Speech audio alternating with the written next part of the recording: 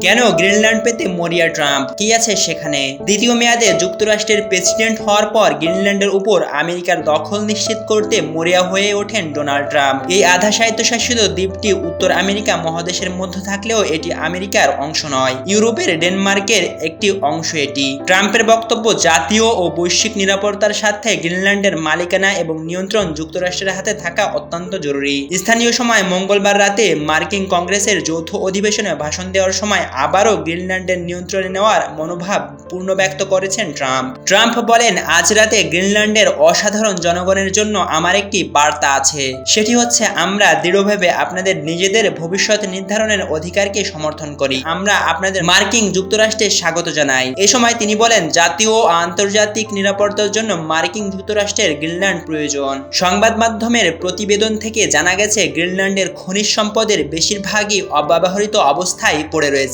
এই দ্বীপের প্রতি বিভিন্ন দেশের আগ্রহের অন্যতম কারণ হলো এখানকার খনিজ সম্পদ। তবে এই দ্বীপের অধিকাংশ অঞ্চলে খনিজ সম্পদের খোঁজ এখনো শুরু হয়নি। আধা স্বায়ত্তশাসিত এই দ্বীপটি ডেনমার্কের অংশ হলেও খনিজ এবং প্রাকৃতিক সম্পদের দেখভালের দায়িত্ব রয়েছে গ্রিনল্যান্ড কর্তৃপক্ষই। প্রতিবেদন অনুসারে বিরল খনিজ ধাতুর সম্ভারের দিক থেকে এই দ্বীপটি বিশ্বের 8ম স্থানে রয়েছে।